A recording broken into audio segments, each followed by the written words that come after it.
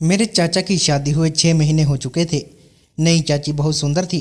चाचा के घर आने के बाद से ही रोज रात में चाचा चाची के बीच की बहस मुझे सुनाई दे जाती थी। एक दिन जब चाचा घर पर नहीं थे तो मैंने चाची से उनकी बहस का कारण पूछा। तब चाची ने मेरा हाथ पकड़कर कहा कि तुम्हारे चाचा मुझे खुश नहीं रख सकते, यही हमारे झगड़े का सबसे बड़ा कारण है। ऐसा कहने के बाद चाची मुझे अजीब नज़रों से देखने लगी। अचानक ही उन्होंने वहाँ हाथ रखा जहाँ नहीं रखना चाहिए था और फिर चाची सबके लिए पुरानी दुल्हन बन गई थी, लेकिन मेरे लिए वह अब भी नई दुल्हन ही थी। चाचा की शादी के बाद पूरे 6 महीने बाद मैं गांव के घर आया था। मेरे पिताजी की नौकरी शहर में होने के कारण हमारा पूरा परिवार शहर में रहता था।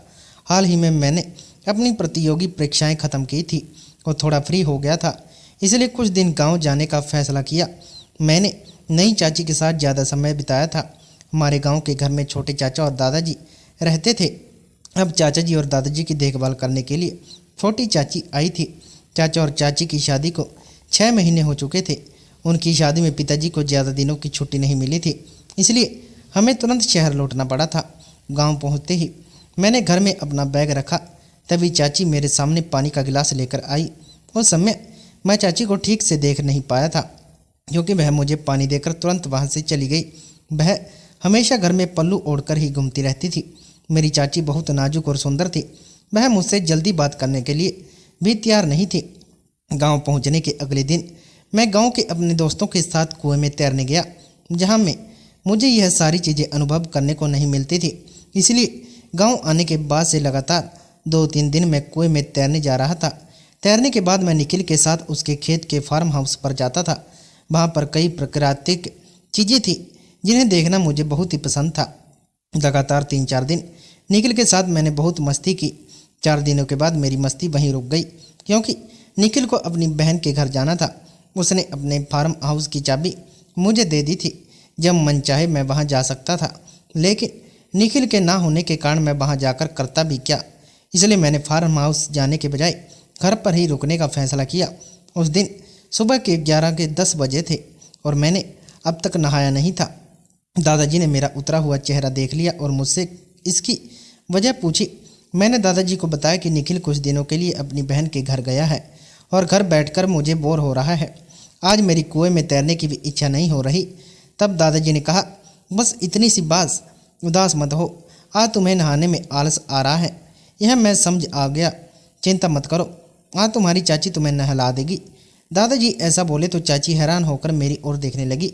वह तो बहुत शर्मीली थी, लेकिन दादाजी की बात को वह टाल भी नहीं सकती थी। मैं बाथरूम में जाकर बैठ गया और चाची का इंतजार करने लगा। जब चाची का हाथ मेरे शरीर पर फिरने लगा तो धीरे धीरे मैं अपनी शुद्ध बुद्ध खोने लगा था। उस समय मुझे एहसास हुआ कि पिछले कुछ दिनों से मैं निखिल के साथ घूमने के बजाय चाची की तरफ ध्यान क्यों दे रहा था। मैंने उनसे बात करने की कोशिश क्यों नहीं की। अगर पिछले 3-4 दिन मैंने उनसे बात शुरू की होती तो शायद अब तक वह मुझसे थोड़ी फ्री हो गई होती। खैर, जब मैं नहा रहा था तो चाची एक बार भी मेरी आंखों में आंखें नहीं मिला रही थी। शायद वह बहुत ही ज़्यादा शर्म महसूस कर रही थी। उन्हें थोड़ा बोलने के लिए प्रोत्साहित करने के मकसद से मैंने मस्ती में अपने शरीर पर लगे साबुन के झाग को उनके गाल पर लगा दिया। मेरी की गई मस्ती पर चाची कुछ नहीं बोली।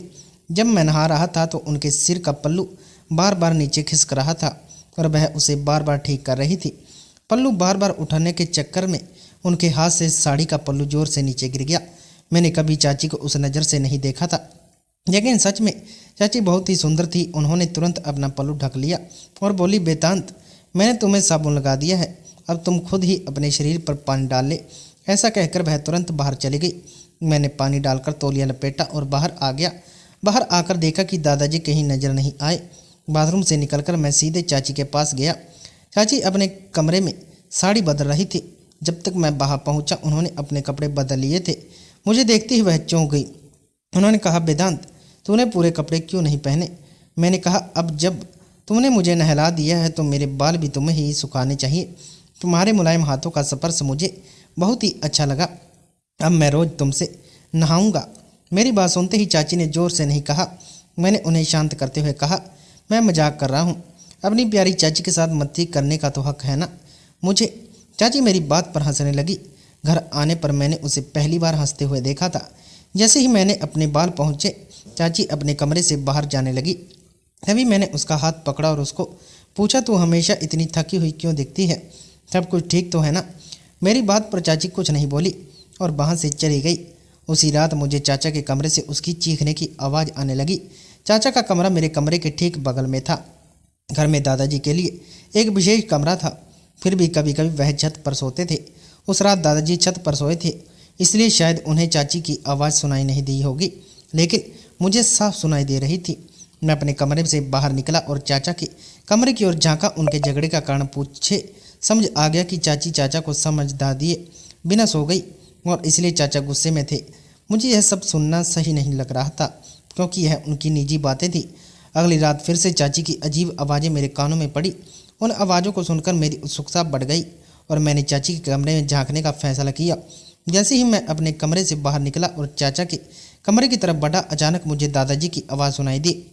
दादाजी शायद छत से नीचे आ गए थे। दादाजी की आवाज़ शायद चाची ने भी सुनी होगी, क्योंकि उसकी आवाज़ भी अचानक बंद हो गई। दादाजी 60 साल के थे, लेकिन उम्र के हिसाब से वह बूढ़े नहीं लगते थे। उनका ठोस और भारी सबर सुनते ही मैं सिर झुकाकर तुरंत अपने कमरे में भाग गया। अगले दिन नाश्ते के वक्त भी मैंने चाचा चाची के बीच तनाव महसूस किया। दोनों की एक दूसरे को देखने की नज़र मेरे ध्यान में आई। निश्चित रूप से उनके बीच फिर से कुछ गड़बड़ चल रही थी। चाचा रोज की तरह नाश्ता करके टिफ़िन लेकर अपनी दुकान के लिए निकल जाया करते। रात को सुनी गई चाची की अजीब आवाज़ों मेरे दिमाग में बार बार गूंज रही थी और जब मैंने उसे देखा तो मुझे बहुत शर्मिंदगी महसूस हुई। नाश्ता करने के बाद मैं अपने कमरे में चला गया और मोबाइल देखते देखते मुझे नींद आ गई। जैसे ही मैं नींद से जागा, मैं अपने कमरे से बाहर निकला। बाहर ना दादाजी के ना चाची जी के कमरे का दरवाज़ा खुला था, लेकिन दादाजी के कमरे का दरवाज़ा बंद था। मैं किचन से पानी पीकर बाहर देखा तो मुझे चाची दादाजी के कमरे से बाहर निकलते हुए दिखी। वह बहुत थकी हुई लग रही थी। वह बार बार अपने हाथों को सहला रही थी और उसके चेहरे से ऐसा लग रहा था जैसे उसके हाथ पैरों में दर्द हो रहा हो। उसके चेहरे से भी लग रहा था कि उसके हाथ पैर दुख रहे हैं। मुझे देखते ही चाची बोली, वेदांत बैठ तू, मैं तेरी खाने थाली लेकर आती हूँ। उसने मुझसे नज़र मिलाकर बात नहीं की। वह दादाजी के कमरे में ऐसा क्या कर रही थी कि इतनी थक गई थी। घर में कुछ चीज़ें मुझे बहुत अजीब लग रही थी। चाची देखने में सुंदर थी। जब से मैं गांव से बाहर गया आया था, मैं देख रहा था कि दादाजी मुझे घर से बाहर कहीं जाने नहीं देते। वह हमेशा चाची के पीछे ही रहते थे। यह बात मुझे साफ नज़र आ रही थी। चाची हमेशा थकी हुई लगती थी। घर में साधारण काम करते हुए कोई इतना कैसे थक सकता है? हर दूसरे दिन चाची और चाचा के बीच कुछ न कुछ गड़बड़ दिखती थी। शायद चाची चाचा को वह समय नहीं दे पा रही थी जो वह चाहते थे और इसकी चाचा चिड़चिड़ा थे। हर रात चाचा की चिड़चिड़ी। दोपहर में जब चाचा घर पर नहीं होते थे तो चाची 5 घंटे तक दादाजी के कमरे में रहती थी। जब वह कमरे से बाहर आती थी तो वह थकी हुई दिखती थी। मैंने 2 दिन घर से ध्यान से सब कुछ देखा और धीरे धीरे सारी बातें मेरी समझ में आने लगी। एक बार चाचा दोपहर में दुकान जल्दी बंद करके घर आ गया। उसे शहर में दुकान के लिए कुछ सामान लेने जाना था। उस दिन वह दोपहर को शहर के लिए निकला और उसने बताया था कि रात तक वह घर पहुंच जाएगा। लेकिन जब वह शहर पहुंचा तो उसे पता चला कि जिस इलेक्ट्रिक सामान के लिए वह आया था वह सामान लेने में उसे 2 दिन और लगेंगे। तब चाचा का शहर में रुकने का 1 दिन का समय 2 दिनों का हो गया। जब पता चला कि चाचा शहर में है तो मेरे माता पिता ने उन्हें 2 दिन और घर पर रुकने के लिए कहा। अब अगले 4 दिनों तक चाचा घर पर नहीं थे। दादाजी रोज छत पर सोते थे। चाचा के घर पर ना होने के कारण उनके कमरे में आकर सोते थे। एक रात मैंने देखा कि चाची दादाजी के कमरे में जा रही थी, लेकिन उस समय मैंने उस पर ध्यान नहीं दिया। आधी रात को मुझे अचानक खांसी लगी, जिससे मेरी नींद खुल गई। पानी पीने के लिए जब मैं रसोई की ओर जा रहा था तब मैंने देखा कि चाची दादाजी के कमरे से बाहर आ रही थी। उस समय वह बहुत ही थकी हुई दिख रही थी। दादाजी के कमरे से अपने कमरे तक जाते हुए वह मुझे लड़खड़ाते हुए चलती हुई दिखी। उनका संतुलन बिगड़ने से पहले मैंने उन्हें पकड़ लिया। मुझे देखकर चाची बहुत डर गई थी। मैंने उन्हें अपने कमरे तक पहुंचाया। मैंने उनसे पूछा, चाची तुम इतनी देर दादाजी के कमरे में क्या कर रही थी? इस पर उन्होंने कुछ नहीं कहा और बस इतना बोली कि मुझे बहुत नींद आ रही है। खुद को कंबल में लपेटकर सो गई। चाची का आधी रात को दादाजी के कमरे से बाहर आना, उनका थका हुआ चेहरा, यह सब कुछ अजीब लग रहा था। चाची मुझे कुछ बताने के लिए तैयार नहीं थी। अगले दिन से ही मैं चाची से वही सवाल पूछने की कोशिश कर रहा था। दोपहर 12 बजे जब दादाजी थोड़ी देर के लिए बाजार सब्जी लेने गए थे, उस समय चाची खाना बना रही थी। घर में चाची और मेरे अकेले थे। मैंने इस मौके का फ़ायदा उठाते हुए रसोई में जाकर उनसे सवाल किया, जो मैं इतनी रात को दादाजी के कमरे में क्या कर रही थी। इस पर उन्होंने कहा, तुम्हारे दादाजी को खांसी आ रही थी, इसलिए मैं उन्हें पानी देने गई थी। मुझे समझ आ गया था कि वह झूठ बोल रही है।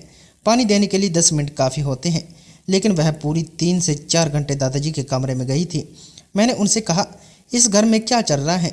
मुझे सच बताओ। यहाँ आने के बाद मैं रोज़ रात तुम्हारी और चाचा की बहस सुन रहा हूँ। तुम चाचा के साथ ऐसा क्यों करती हो? चाचा घर पर नहीं होते तब भी तुम दिन में दादाजी के कमरे में जाती हो, और अब तुम आधी रात को 4 घंटे दादाजी के कमरे में थी। क्या तुम्हें चाचा पसंद नहीं है? तुम्हारे मन में चाचा के लिए कोई भावनाएं नहीं है या नहीं? मैं गुस्से में चाची से सवाल कर रहा था। जब उन्होंने कहा, तुम जो समझना चाहते हो समझो, कुछ बातें तुम समझ ही गए हो। सुनो, तुम्हारे चाचा मुझे खुश नहीं रख सकता, इसे मैं अपने ससुर की मन की सेवा करती हूँ। मैंने कहा, मन से सेवा, इसका क्या मतलब? इस पर चाची ने कहा, अब इसका जो मतलब तुम्हें समझना है वह तुम समझो, और वहाँ से चली गई। वह मेरे सवाल का सीधा जवाब देने के लिए तैयार नहीं थी। मैं समझ नहीं पा रहा था कि एक अच्छी उम्र के पति को छोड़कर वह दादाजी के पीछे क्यों पड़ी है।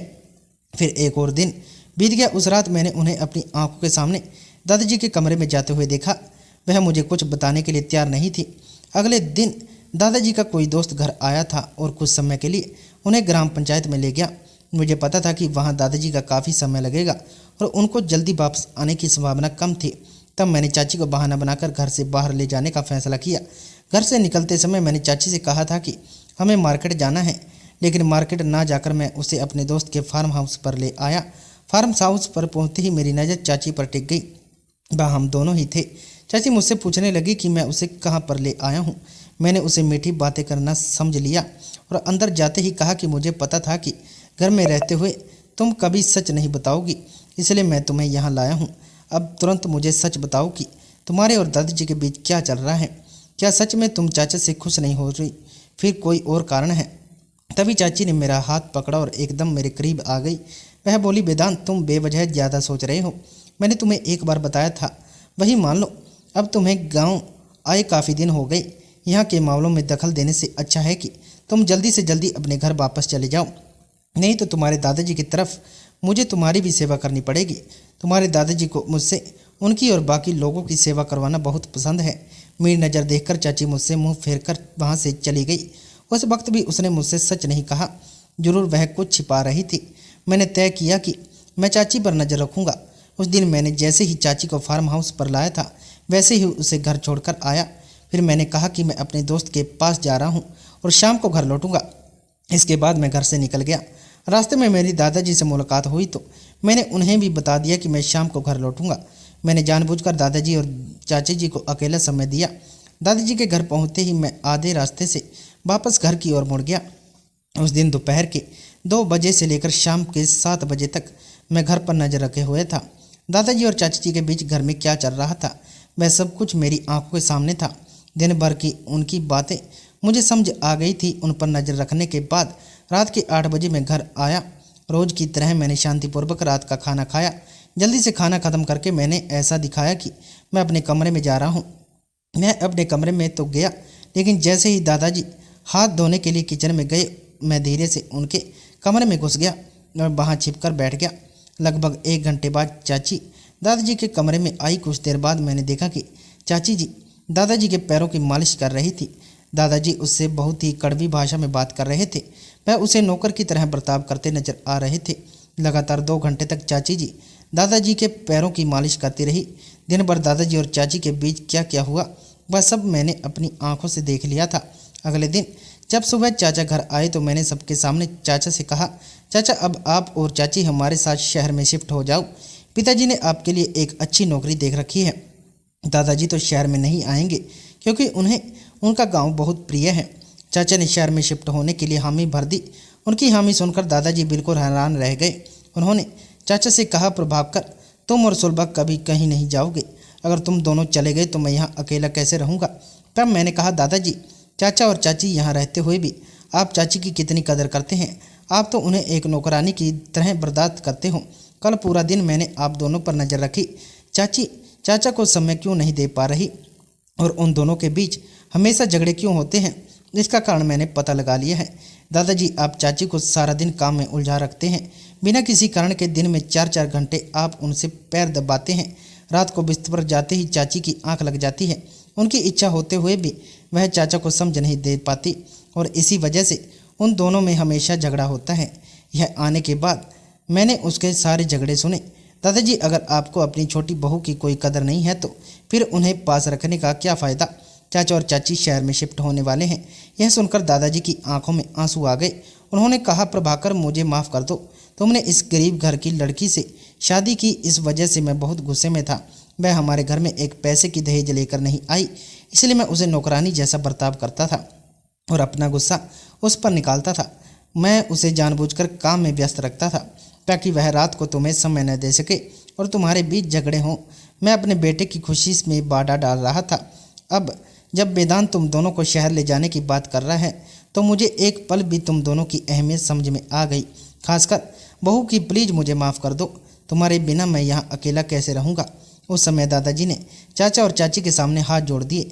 चाचा और चाची ने दादाजी को माफ़ कर दिया क्योंकि इन्हें अपनी गलती का एहसास हो गया था। दादाजी का अपने छोटे बेटे से बहुत प्रेम था, इसलिए चाची ने कभी उसकी शिकायत नहीं की।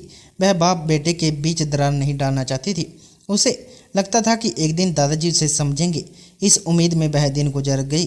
चाची ने अपने ससुर की गलती छिपाने के लिए खुद को मेरे सामने चरित्रहीन तक कहलवा दिया। उसने दादाजी की गलती मेरे सामने आने नहीं दी। दादाजी का व्यवहार जैसे ही मेरी नज़र में आया, मैंने चाचा को फ़ोन लगाकर सारी बात बता दी। जैसा मैंने बताया था, चाचा ने मेरी बात से सहमति जताई। मेरा उद्देश्य दादाजी को उनकी गलती का एहसास दिलाना था। कुछ दिनों बाद दादाजी ने अपनी बहू को बहू का दर्जा देना शुरू कर दिया। उन्होंने चाची को उसके मायके गरीबी को लेकर ताने मारना हमेशा के लिए बंद कर दिया, क्योंकि उन्हें यह समझ में आ गया था कि चाची की सुंदरता और उसके बड़े दिल का उसकी मायके की गरीबी से कोई संबंध नहीं है। दोस्तों, इंसान की सुंदरता उसके व्यवहार और बोलचाल में होती है, उसके पास मौजूद पैसे से नहीं। इसलिए किसी को भी पैसे से मत आखिर, बल्कि उसके स्वभाव और व्यवहार को देखकर उसकी असली पहचान कीजिए। तो दोस्तों, यह थी आज की हमारी कहानी। आपको कैसी लगी? आपको कहानी अच्छी लगे तो वीडियो को लाइक करके चैनल को सब्सक्राइब कर दो। मिलते हैं एक और नई कहानी के साथ।